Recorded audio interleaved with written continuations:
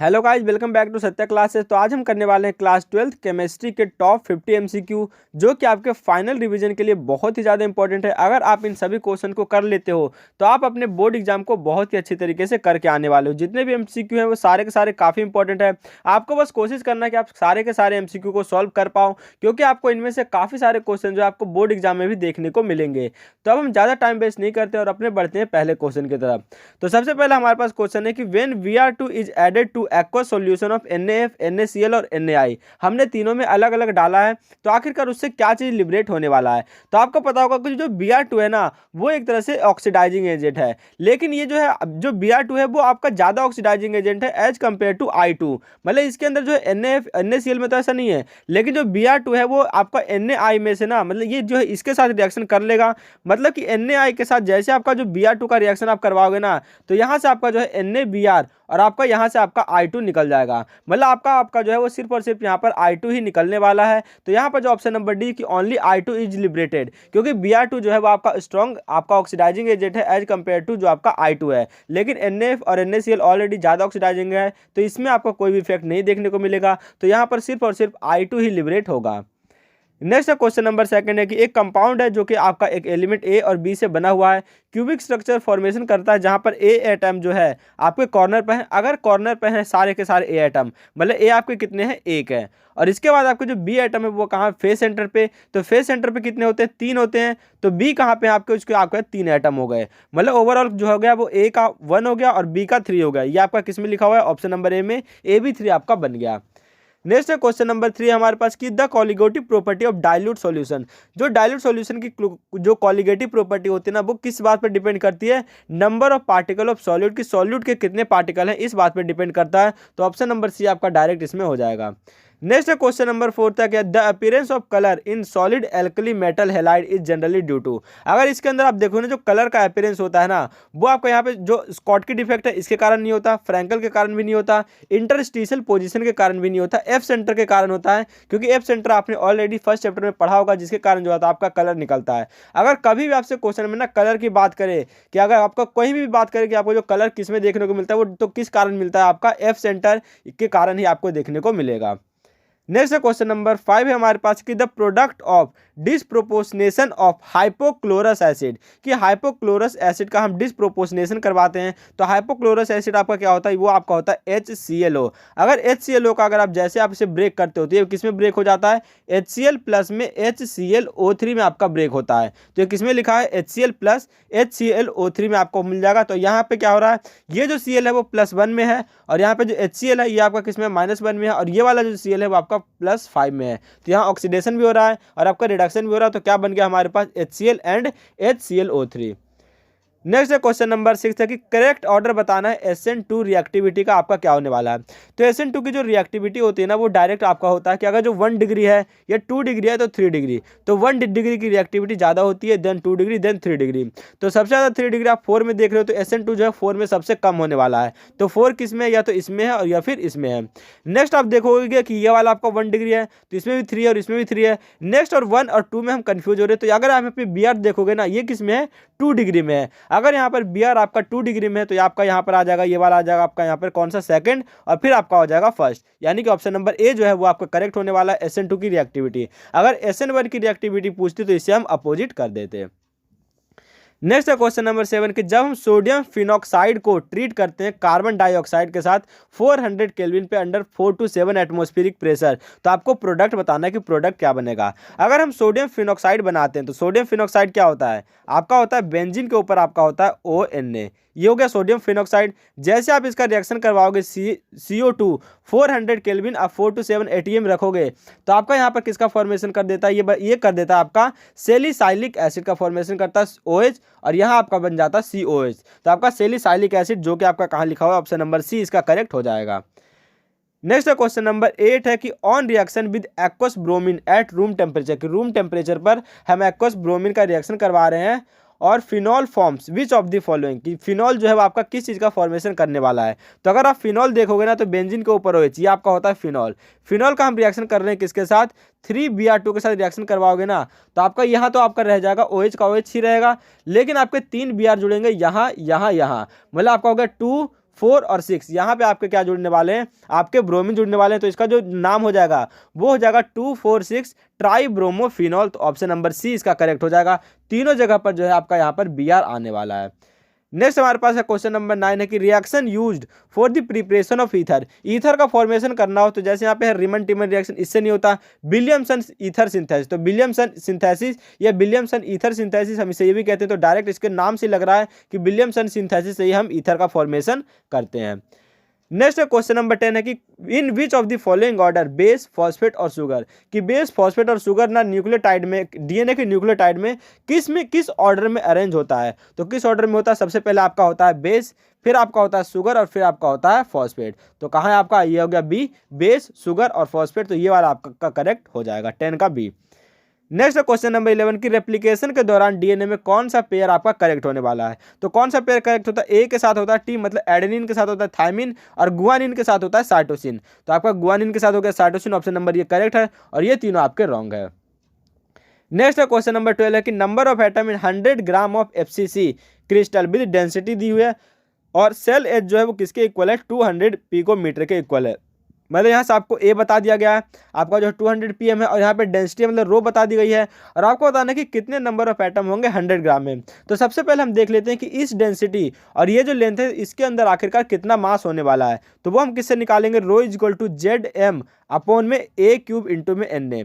अगर आप इससे निकालोगे ना तो यहाँ से आप एम की वैल्यू निकाल लेने वाले हो। क्यों, क्योंकि आपको जेड तो आपको पता ही है, क्योंकि ये क्या है आपका एफसीसी है। एफसीसी का मतलब जेड कितना हो गया आपका 4 हो गया। तो यहाँ से आपको जेड की वैल्यू पता है 4 है, ए की वैल्यू पता है 200 पिकोमीटर है, एन ए की वैल्यू आप सभी को पता है कि 6.02 इंटू 10 का 23 हम रखते हैं। यहाँ से आपको डेंसिटी दी गई है, एम निकाल लोगे। जब एम निकालोगे ना तो इसकी जो वैल्यू है वो 12.04 आपकी आएगी। तो यहाँ पे क्या होगा कि जो एम है वो 12.04 है, यानी कि हम ये कहेंगे ना कि जो 12.04 ग्राम में कितना आपका कितने आइटम है आपके 6.02 इंटू 10 की पावर 23 आइटम है। ऐसे हम निकालेंगे। फिर 100 ग्राम में कितना होगा, तो 100 ग्राम में आपका कितना हो जाएगा, इसको हम डिवाइड कर देंगे किसके साथ, 12.4 के साथ। तो जो आपका 100 ग्राम में कितना आ जाएगा 5 इंटू 10 की पावर 24, ऑप्शन नंबर डी ये वाला आपका जो है करेक्ट आ जाएगा 5.24। तो ये वाला आपको जो 5 इंटू 10 की पावर 24 ये वाला आपका करेक्ट आंसर हो जाएगा। नेक्स्ट हमारे पास क्वेश्चन नंबर 13 है कि अमंग दी ट्राई हेलाइड्स, आपका try halides of nitrogen which one is least basic, कौन सा आपका जो है वो सबसे कम बेसिक है। तो अगर हम सबसे कम बेसिक की बात करें ना तो NF3 को अगर हम देखते हैं, NF3 जो है वैसे तो कम बेसिक है, लेकिन आखिर क्यों, तो जो NF3 है वो क्यों, क्योंकि जो नाइट्रोजन है ना वो सबसे ज़्यादा बहुत ज़्यादा कम अवेलेबल है, क्योंकि जो इलेक्ट्रोनेगेटिविटी इसके साइड में जो फ्लोरीन है वो हाई इलेक्ट्रोनेगेटिविटी है। इसी के कारण जो होता है ना वो सबसे ज़्यादा जो लीस्ट बेसिक की बात करेंगे तो वो आपका क्या हो जाता है, NF3 हो जाता है। नेक्स्ट क्वेश्चन नंबर 14 आपके पास कि which is the correct thermal stability of water. अगर थर्मल स्टेबिलिटी की बात करोगे ना तो आप साइज के हिसाब से कर सकते हो, क्योंकि जैसे हम अगर ऑक्सीजन, सल्फर, सेलेनियम, टेलेनियम और पोलोनियम तो ऊपर से नीचे जाएंगे ना तो साइज बढ़ते जाएगा। जैसे जैसे आपका जो है साइज बढ़ते जाता है उसी हिसाब से ना इसका जो बॉन्ड स्ट्रेंथ है वो कम हो जाता है। उसके हिसाब से जो थर्मल स्टेबिलिटी है वो आपकी क्या हो जाती है, इसकी थर्मल स्टेबिलिटी ज़्यादा होगी, फिर ये कम ये कम ये कम, मतलब कि जो H2O की सबसे ज़्यादा होने वाली है। तो ऑलरेडी ऑप्शन नंबर सी में गिवन है, इसका करेक्ट आंसर सी हो जाएगा। नेक्स्ट आपका कि आइडियल सॉल्यूशन के लिए आपको करेक्ट ऑप्शन बताना है। तो आइडियल सॉल्यूशन में क्या होता है ना, एक तो डेल्टा एच जो है वो कितना होता है 0, डेल्टा वी 0, डेल्टा जी ये 0 के इक्वल नहीं होता, और डेल्टा एस ये भी 0 के इक्वल नहीं होता। तो आपका जो है डेल्टा एच 0 होता है, तो इसमें गिवन है डेल्टा एच 0, डेल्टा वी 0, तो ये आपका गलत है, ये भी गलत है, ये भी गलत है। तो ऑप्शन नंबर सी आपका इसमें करेक्ट हो गया है। नेक्स्ट क्वेश्चन नंबर 16 है कि in the preparation of alkyl halide from alcohol which of the following reagent is preferred. मतलब कि अगर हमें क्या करना है कि एल्काइल हेलाइड का फॉर्मेशन करना है एल्कोहल के साथ, तो हम चारों के जरिए जो है फॉर्मेशन कर सकते हैं, लेकिन जो सबसे ज़्यादा प्रीफर किया जाता है ना वो प्रीफर किया जाता है SOCl2 को। क्यों, क्योंकि जब हम SOCl2 के साथ रिएक्शन करवाओगे ना तो आपके जो है एक्स्ट्रा क्या मिलने वाले हैं, SO2 और HCl जो है वो हमें एक्स्ट्रा मिलते हैं, और ये जो होते हैं वो गैस होते हैं और ये ईजिली अपने आप ही स्केप हो जाते हैं। तो हमें कोई भी उसमें से ज़्यादा और प्रोसेस नहीं करना पड़ता, तो हमें जो प्योर एल्काइल हेलाइड जो है ना वो SOCl2 के जरिए मिल जाता है। नेक्स्ट क्वेश्चन नंबर 17 की इस रिएक्शन में आपको बताना है कि मेजर प्रोडक्ट क्या होने वाला है। जब भी आपका HMU का रिएक्शन हो ना तो इसका रिएक्शन इस तरह से होता है कि 3 डिग्री 2 डिग्री 1 डिग्री, मतलब कि जो 3 डिग्री कार्बन से हाइड्रोजन को हटाना जो है वो उतना ज़्यादा आसान होता है। तो अगर आप देखोगे ना तो यहाँ पे जो कार्बन है ये आपका कौन सा कार्बन है, 3 डिग्री कार्बन है। तो 3 डिग्री कार्बन से हटाना आसान होगा, तो यहाँ से हम हाइड्रोजन हटा के क्या लगा देंगे, Br लगा देंगे। तो ये आपका ऑप्शन नंबर ए में लिखा हुआ है, तो 17 का ए हो जाएगा। नेक्स्ट क्वेश्चन नंबर 20 कि आपको अरेंज करना है increasing order of boiling point propane onol. तो प्रोपेन वनल का हम स्ट्रक्चर बनाएंगे मीथ ईथ प्रोप और यहाँ पे आपका OH लग जाएगा। ये हो गया प्रोपेनॉल और ये होगा butanol meth eth prop but और यहाँ हो गया आपका ब्यूटेनॉल और आपका है butane twool meth eth prop और आपका ब्यूट और ब्यूटेन टूअल और pentane onol meth eth prop but pent और ये आपका इस तरह से OH हो गया। अगर हमें आपको क्या निकालना है इंक्रीजिंग बॉइलिंग पॉइंट के हिसाब से जो है इसके अंदर लगाना है। तो सबसे पहले क्या होगा, सबसे बड़ा स्ट्रक्चर कौन सा है आपका यहाँ पे, जो सबसे बड़ा स्ट्रक्चर है ना वो आपका जो है पेंटेन वनॉल का। तो आपका यहाँ पर आपका जो है मीथ प्रोपेंट, तो आपका या तो ये वाला होगा या फिर ये वाला होगा क्योंकि यहाँ पर लिखा हुआ है।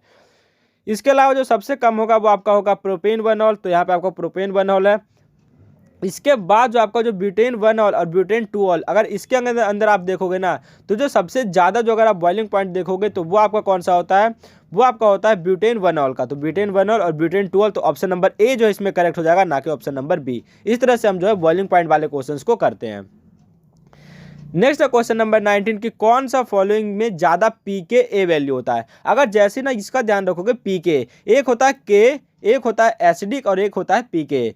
तो जो आपका जो जितना ज़्यादा एसिडिक होता है ना उतना ज़्यादा K वैल्यू होता है, लेकिन जितना ज़्यादा K होता है उतना कम ही pK होता है। यानी जो जितना ज़्यादा बेसिक होगा उसका pKa वैल्यू उतना ज़्यादा होने वाला है। तो हम इन चारों में सबसे ज़्यादा बेसिक देख लेंगे। जिसका बेसिक सबसे ज़्यादा होगा उसका ऑटोमेटिक आपका pKa वैल्यू सबसे ज़्यादा हो जाएगा। तो इसमें जो 3 डिग्री होता है ना, अगर 3 डिग्री अल्कोहल की बात करें तो उसकी बेसिसिटी सबसे ज़्यादा है, तो उसकी बेसिसिटी सबसे ज़्यादा होने के कारण उसका pKa वैल्यू सबसे ज़्यादा हो जाएगा। तो ऑप्शन नंबर बी जो है वो आपका 3 डिग्री है, तो आपका ये करेक्ट हो जाएगा। नेक्स्ट क्वेश्चन नंबर 20 के the product of acid catalysed hydration of 2-फिनाइल प्रोपीन। तो 2-फिनाइल प्रोपीन का एसिड हाइड्रेशन करते हैं। जब भी आप एसिड हाइड्रेशन करोगे ना 2-फिनाइल प्रोपीन का, यानी कि वहाँ पे आपका जो है मार्कोनिकोव रूल लगने वाला है। तो यहाँ पे आपका है फिनाइल प्रोपीन। तो अगर फिनाइल प्रोपीन की बात करोगे तो एक होता है C6H6, ये हो गया, इसके साथ बॉन्ड है C और यहाँ पे आपका आ जाएगा डबल बॉन्ड और यहाँ पे होगा CH2 और ये होगा आपका CH3। जैसे ही आप क्या करोगे, कौन सा में करना है, मार्कोनिकोव रूल लगाना है। मार्कोनिकोव रूल लगाने से ये वाला हो जाएगा सिंगल बॉन्ड और OH जो है वो आपका यहाँ पर लग जाएगा और H यहाँ लग जाएगा और ये बन जाएगा CH3। मतलब ये वाला फॉर्मेशन हो गया। अगर हम इसका नाम लिखेंगे ना तो इसका हो जाएगा 2-फिनाइल प्रोपेन टूअल। तो ये कहाँ लिखा हुआ है, 2-फिनाइल प्रोपेन टूअल। तो 20 का आपका ए करेक्ट हो जाएगा। नेक्स्ट क्वेश्चन नंबर 21 की नाइट्रोजन डाइऑक्साइड और सल्फर डाइऑक्साइड के कुछ प्रॉपर्टीज कॉमन होती है, लेकिन कौन सी प्रॉपर्टी जो है एक दूसरे से अलग है। तो अगर आप बात करोगे ना NO2 की और SO2 की, तो एक तो आपका इज सॉल्युबल इन वाटर, तो दोनों के दोनों सॉल्युबल होते हैं। नेक्स्ट है फूड प्रिजर्वेटिव, तो बिल्कुल सही, जो NO2 होता है ना वो आपका फूड प्रिजर्वेटिव की तरह काम नहीं करता, लेकिन जो SO2 है वो आपका फूड प्रिजर्वेटिव की तरह काम करता है। तो हम कह सकते हैं कि जो मतलब ये जो है आपका फूड प्रिजर्वेटिव करना जो है, जो आपका जो एक तरह से प्रॉपर्टी कहेंगे वो दोनों के लिए अलग अलग है। मतलब NO2 फूड प्रिजर्वेटिव नहीं करता है, लेकिन SO2 जो है वो फूड प्रिजर्वेटिव करता है। नेक्स्ट है क्वेश्चन नंबर 22 की एक 35 डिग्री सेल्सियस पर वेपर प्रेशर ऑफ CH2 कितना है, 512 mm ऑफ Hg है और एसीटोन का 344 mm Hg है, लेकिन सॉल्यूशन ऑफ CH2 और एसीटोन का कितना है 600 mm Hg है। तो आपको फॉल्स स्टेटमेंट बताना है। तो यहाँ पे आपसे सबसे पहले क्या, हीट मस्ट बी एब्जॉर्ब्ड और Raoult's law not obtained, Raoult's law is not obeyed, a mixture of 100 ml CH2 और 100 ml एसीटोन। ये वाला मुझे एक थोड़ा सा अलग लग रहा है, क्यों, क्योंकि ये आप यहाँ पर देख रहे होगे ना कि एक का कितना है 512 है, एक का है 344। अगर हमने दोनों को मिक्स कर दिया तो दोनों को मिक्स करने पर क्या होगा, ये आपका क्या होता है, इससे पॉजिटिव डेविएशन को शो कर रहा है। क्यों, क्योंकि दोनों को मिक्स करने पर जो प्रेशर है वो ज़्यादा हो गया। अगर पॉजिटिव डेविएशन को शो कर रहा है और इसमें लिखा हुआ कि 100 ml ये मिलाया और 100 ml एसीटोन मिलाया, तो दोनों का वॉल्यूम जो है वो 200 ml से ज़्यादा होना चाहिए या फिर इक्वल होना चाहिए, लेकिन ये क्या करेगा कि 200 ml से कम होगा इसका मिक्सचर। तो ऑटोमेटिक आपका ऑप्शन नंबर सी जो है वो रॉन्ग हो गया है।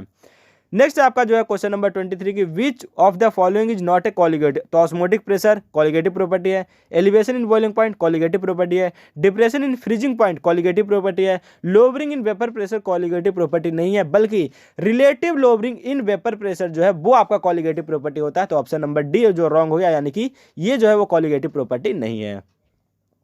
नेक्स्ट क्वेश्चन नंबर 24 की साइज ऑफ रॉ मैंगो जो है वो श्रिंक कर दिया है बहुत ज़्यादा छोटा, कि जब हमने उसे कंसनट्रेटेड सॉल्ट सॉल्यूशन में रखा तो कौन सा प्रोसेस इसमें आपको देखने को मिलेगा। तो ये किस चीज़ में देखने को मिलता है, ऑस्मोसिस के अंदर ऐसा होता है कि वो आपका क्या हो जाएगा कि जो रॉ मैंगो है वो क्या आपका हो जाएगा, श्रिंक हो जाएगा जब उसे हम कंसनट्रेटेड सॉल्ट सॉल्यूशन में रखेंगे।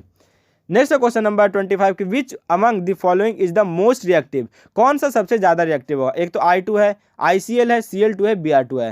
तो ICl जो है ना वो आपका इंटर हैलोजन कंपाउंड है। तो इंटर हैलोजन कंपाउंड जो होता है वो ज़्यादा रिएक्टिव होता है। क्यों? क्योंकि इसके अंदर जो होता है वो वीक बॉन्ड होता है। किसके अंदर? क्योंकि आपके दो डिसिमिलर एटम है तो इसके अंदर जो बॉन्ड होता है वो वीक होता है। इसी वजह से जो इसकी जो रिएक्टिविटी है वो सबसे ज़्यादा हो जाती है। तो इंटर हैलोजन कंपाउंड की रिएक्टिविटी ज़्यादा होगी as compare to I2, Cl2 और Br2।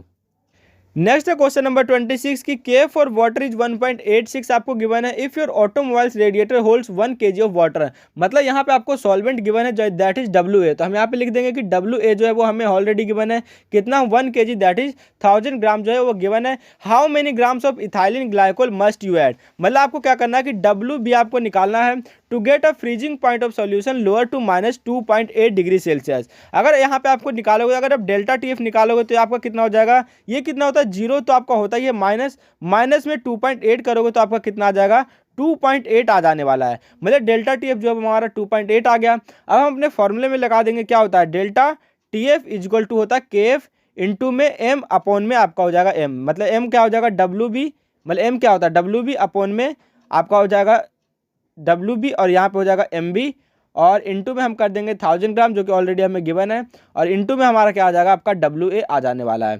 यहाँ से आपको जो है वो WA ऑलरेडी गिवन है दैट इज 1000 जो कि इससे और इससे आपका कैंसिल हो जाएगा। यहाँ से आपको जो MB है या आप निकाल लोगे कि इसका जो है मोलर मास कितना हो जाएगा। WB हमें निकालना है, जो आपका KF गिवन है और डेल्टा TF भी हमने निकाल दिया 2.8। जब इसे आप कैलकुलेट करोगे तो आपका कितना आ जाएगा 93 ग्राम जो है आपका सॉल्यूशन हो जाएगा। नेक्स्ट क्वेश्चन नंबर 27 है कि शेप ऑफ ZdF4 क्या होने वाला है। तो जब भी शेप का हमें निकालना होगा ना ZdF4 का, तो सबसे पहले अगर हम इसके हाइब्रिडाइजेशन की बात करेंगे ना तो ZdF का जो हाइब्रिडाइजेशन है वो sp3d2 होता है। तो इसका शेप कौन सा हो जाएगा वो आपका जो शेप होता है वो आपका स्क्वायर प्लेनर होता है। तो ऑप्शन नंबर A में लिखा हुआ है स्क्वायर प्लेनर, तो ये आपका हो जाएगा। नेक्स्ट क्वेश्चन नंबर 28 की which of the following statement is not true for halogen. Halogen के लिए क्या चीज़ सही नहीं है। सबसे पहले है all form monobasic oxy acid, सही है। ऑल आर ऑक्सीडाइजिंग एजेंट, बिल्कुल है। All but fluorine show positive, नहीं, फ्लोरीन जो होता है आपका नेगेटिव ऑक्सीडेशन शो करता है क्योंकि फ्लोरीन में आपका हमेशा -1 होता है। तो ये जो आपका स्टेटमेंट क्या है ट्रू नहीं है, बाकी सारे आपको ट्रू है। और क्लोरीन का ही सबसे ज़्यादा हाईएस्ट इलेक्ट्रॉन गेन एंथैल्पी होता है। नेक्स्ट क्वेश्चन नंबर 29 है कि HF की जो है हाईएस्ट बॉइलिंग पॉइंट होती है अमंग हाइड्रोजन हैलाइड। क्यों? क्योंकि HF में देखोगे ना यहाँ फ्लोरीन आ रहा है तो इसकी हाईएस्ट बॉइलिंग पॉइंट इसलिए होती है क्योंकि जो HF है वो आपका कैसा बनाता है, हाइड्रोजन बॉन्डिंग का फॉर्मेशन करता है, इसीलिए इसकी जो बॉइलिंग पॉइंट है वो आपकी सबसे ज़्यादा होती है। तो स्ट्रॉन्गेस्ट हाइड्रोजन बॉन्डिंग का फॉर्मेशन करता है, इसीलिए आपकी जो है यहाँ पर आपका कोई जैसे H है फिर F होता है, ये आपके हाइड्रोजन बॉन्डिंग का फॉर्मेशन करता है H के साथ, F होता है फिर ऐसे आपकी हाइड्रोजन बॉन्डिंग करता है। नेक्स्ट क्वेश्चन नंबर 30 की which of the following statement regarding sulphur is incorrect, कि कौन सा बात सल्फर के लिए आपका गलत है। सबसे पहले कह रहा है कि H2 मॉलिक्यूल जो है वो आपका पैरामैग्नेटिक है। तो अगर आप निकालोगे तो H2 जो आपका पैरामैग्नेटिक होता है, बिल्कुल सही है। द वेपर प्रेशर जो है और 200 degree Celsius consist mostly S eight, बिल्कुल। At 600 degree Celsius gas mainly consist of H2 molecule, बिल्कुल। Oxidation state of sulphur is never less than +4, ये रॉन्ग है। क्यों?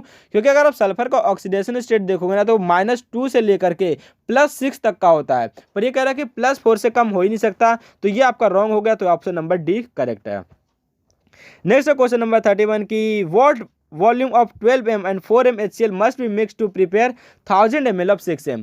तो ये ना एक फॉर्मूला होता है जो कि बहुत ही सिंपल तरीके से कर सकते हो। M1V1 प्लस में M2V2 इज इक्वल टू होता है आपका M3V3। यहाँ से M3V3 गिवन है जो कि 1000 ml इंटू 6 ml, अगर आप इसे निकालोगे तो आपका कितना आ जाएगा 6000 आ जाएगा, ठीक है।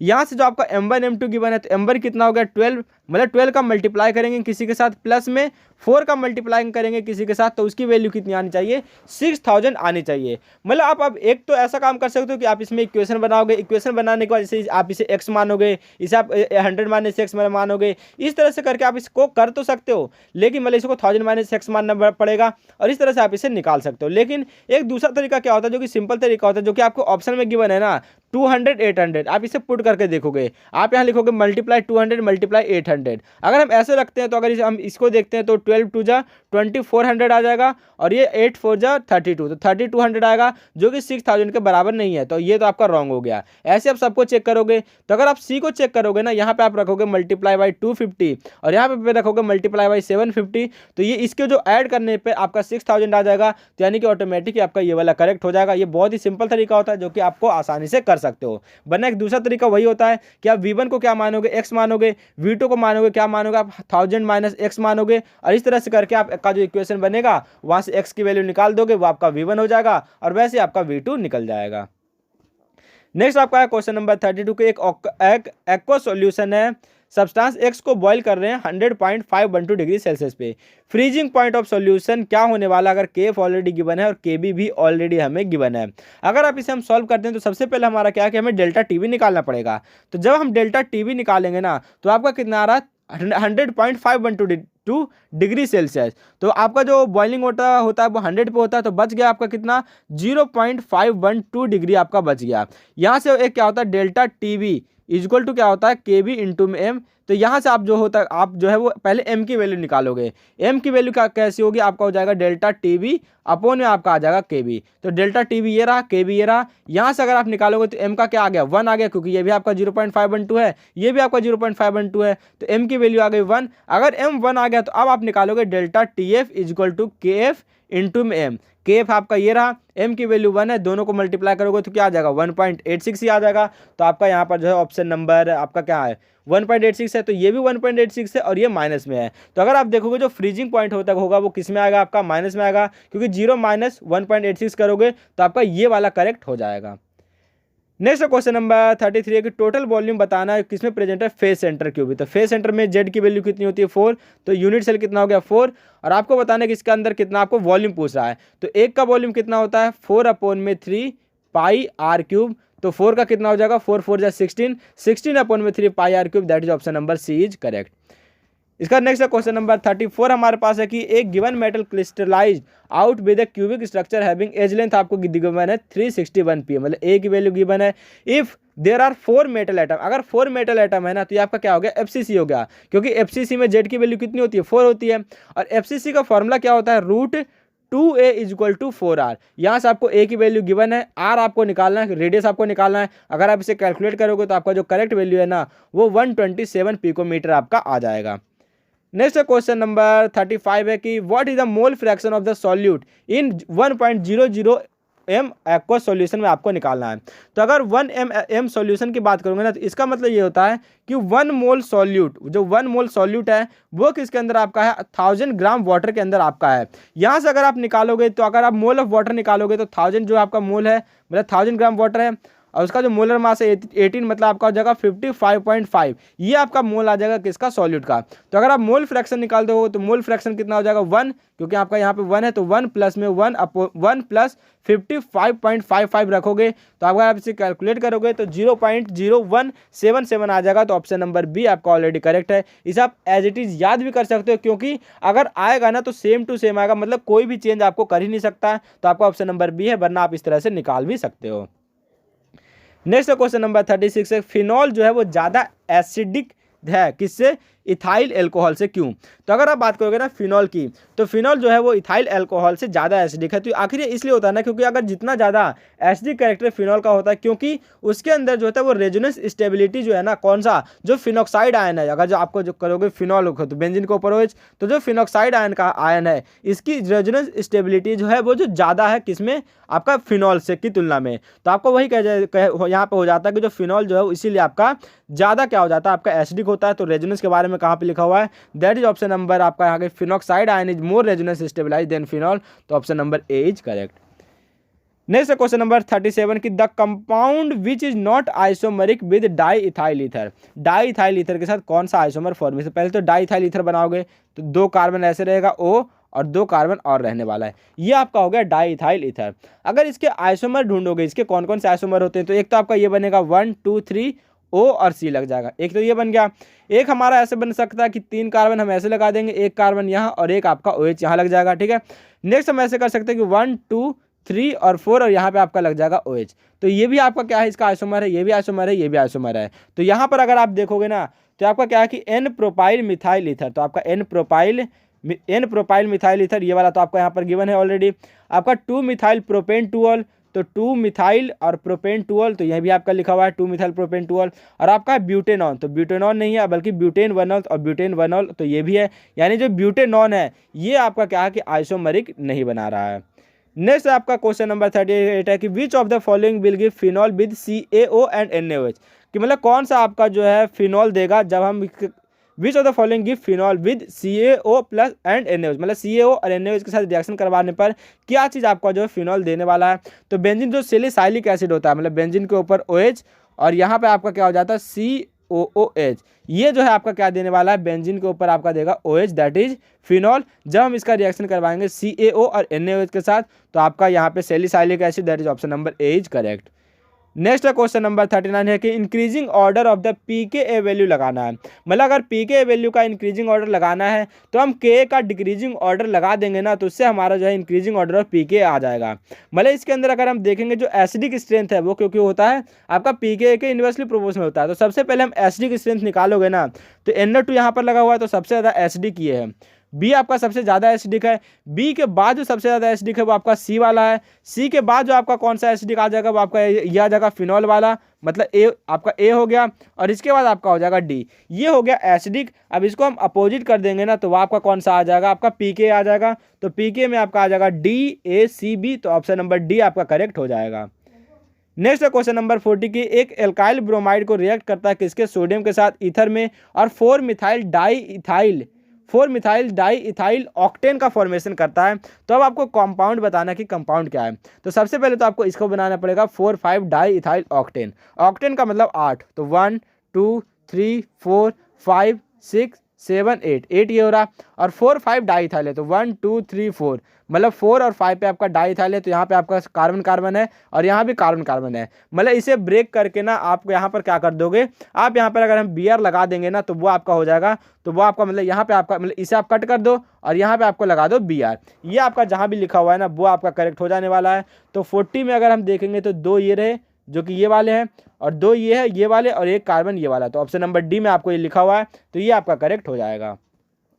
नेक्स्ट क्वेश्चन नंबर 41 की कितने कारल कंपाउंड पॉसिबल है मोनोक्लोरिनेशन ऑफ 2 मिथाइल ऑक्टेन, अगर 2 मिथाइल ऑक्टेन बनाएंगे 2 मिथाइल ब्यूटेन का फॉर्मेशन करते हैं तो 2 मिथाइल ब्यूटेन कैसे बनेगा, 1 कार्बन 2 कार्बन 3 और 4, और यहाँ पे आपका 1 कार्बन हो जाएगा। मतलब ये आपके हो गए कौन से 2 मिथाइल ब्यूटेन। मतलब इसमें कितने क्लोरिनेशन हो सकते हैं, 1 2 और ये हो जाएगा 3 और ये 4, इन चारों में से तो 4 मतलब इसके जो फॉर्मेशन हो सकते हैं, लेकिन इसमें से 2 कारल होंगे और 2 ए कारल होंगे, तो मतलब कारल कितने होंगे 2, दैट इज ऑप्शन नंबर ए। क्योंकि यहाँ पे आपसे क्या पूछ रहा है, कारल पूछ रहा है। अगर पूरे पूछता तो आपके 4 हो जाते, लेकिन कारल पूछ रहा तो 2, अगर एक कारल भी पूछता तब भी आपके 2 ही होते हैं। नेक्स्ट क्वेश्चन नंबर 42 की क्लोरोबेंजीन फॉर्म्ड होता है bye reaction of chlorine with benzene in the presence of AlCl3, which of the following species attack the benzene ring in this reaction. इसमें क्या होता है, आपका जो Cl+ है, Cl+ कैसा एक्ट करता है, आपका इलेक्ट्रोफाइल की तरह, तो यही आपका उस पर जाकर के एक्ट करेगा। नेक्स्ट क्वेश्चन नंबर 43 की hot concentrated sulphuric acid is moderately strong oxidising agent, which of the following reaction does not show oxidising behaviour, इसमें से कौन सा ऑक्सीडाइजिंग बिहेवियर शो नहीं करने वाला है। मतलब आप क्या करोगे ना, सबके ऑक्सीडेशन स्टेट निकालोगे, इस सल्फर का इस सल्फर के साथ, इस सल्फर का इस सल्फर के साथ, इस सल्फर के साथ, और यहाँ पे भी सल्फर का और यहाँ पे इस वाले सल्फर के साथ निकालोगे। अगर आप यहाँ पे निकालोगे ना तो ऑप्शन नंबर डी को जब आप चेक करोगे तो इसके अंदर जो है कोई भी ऑक्सीडेशन स्टेट में चेंज नहीं हो रहा है, तो इसमें कुछ भी नहीं हो रहा, तो ऑप्शन नंबर डी जो है ये आपका कोई भी आपका ऑक्सीडाइजिंग बिहेवियर शो नहीं करेगा। नेक्स्ट क्वेश्चन नंबर 44 की which of the following solution pair can be separated into pure compound by fractional. अगर हमें फ्रैक्शनल डिस्टिलेशन करता होता है ना तो जिनके अंदर जो आपका जो है बॉइलिंग पॉइंट डिफरेंस कम होता है उसी का ही हम फ्रैक्शनल डिस्टिलेशन करते हैं। तो इसमें जो वाटर इथाइल अल्कोहल है, यहाँ पे हेक्सेन और हेप्टेन है, तो क्योंकि एन हेक्सेन एन हेप्टेन है तो इसका जो बॉइलिंग पॉइंट का डिफरेंस बहुत ही कम होगा, तो इसे हम फ्रैक्शनल डिस्टिलेशन से सेपरेट कर सकते हैं। तो ऑप्शन नंबर सी आपका करेक्ट हो जाएगा। नेक्स्ट 45 आपका है कि sulphur in the vapour state exhibit paramagnetic, बिल्कुल सही कह रहा है क्योंकि ये आपका क्या हो गया, अब असर्शन रीजन वाले क्वेश्चन आ गए हैं। नेक्स्ट है कि in the vapour state sulphur exist as H2 molecule, ये भी सही है लेकिन ये इसको एक्सप्लेन नहीं कर रहा है, तो ऑप्शन नंबर बी आ जाएगा कि दोनों आपका क्या है कि ट्रू तो है लेकिन इसका जो करेक्ट एक्सप्लेनेशन नहीं है। नेक्स्ट है आपका कि CaF2 के अंदर F माइनस आयन कहाँ पे होता है कि सारे के सारे टेट्राहेड्रल साइड पे होते हैं, तो ये बात भी आपकी जो है वो बिल्कुल 100% सही है कि आपके टेट्राहेड्रल साइड पे होते हैं। और number of Ca2 plus double the नहीं, ये रॉन्ग है, क्यों, क्योंकि F माइनस आयन होता है वो डबल होगा Ca2 प्लस से, तो आपका सिर्फ असर्शन सही है, रीजन फॉल्स है, तो ऑप्शन नंबर सी करेक्ट हो जाएगा। नेक्स्ट आपका क्वेश्चन नंबर 47 की जब हम सॉल्यूशन को सेपरेट करते हैं प्योर सॉल्वेंट के साथ बाय सेमी परमेबल मेम्ब्रेन, तो सॉल्वेंट मॉलिक्यूल पास हो जाता है प्योर सॉल्वेंट से के साथ टू द सॉल्यूशन साइड, तो ये वाला भी आपका बिल्कुल करेक्ट है।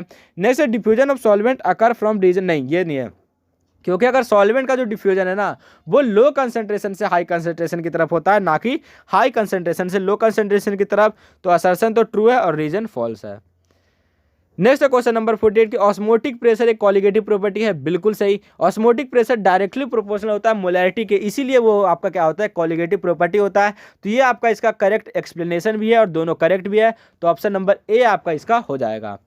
नेक्स्ट क्वेश्चन नंबर 49 है कि aryl iodide can be prepared by reaction of arene with iodine in the presence of oxidising agent, तो ये बात आप बिल्कुल सही है। और यहाँ पे है कि ऑक्सीडाइजिंग एजेंट ऑक्सीडाइज I2 है, HI नहीं, HI होता है, ठीक है, तो ये आप HI2 होता है, ना कि I2 HI होता है, तो असर्शन ट्रू है, रीजन फॉल्स है, ऑप्शन नंबर सी करेक्ट हो जाएगा।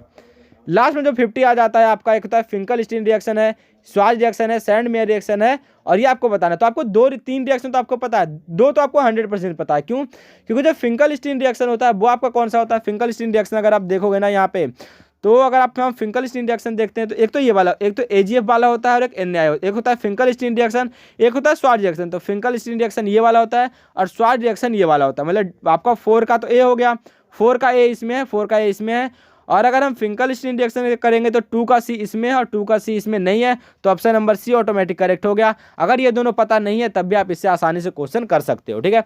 तो ये थे सारे के सारे इंपॉर्टेंट क्वेश्चन, मुझे उम्मीद है आपको वीडियो पसंद आया। वीडियो को लाइक कर, चैनल को सब्सक्राइब जरूर कर लें, क्योंकि आपको आने वाले टाइम पर और भी ज़्यादा इंपॉर्टेंट क्वेश्चन मिलने वाले हैं। जब तक के लिए आप लोग पढ़ाई करते रहिए, आपका बोर्ड का एग्जाम बहुत ही बढ़िया जाने वाला है।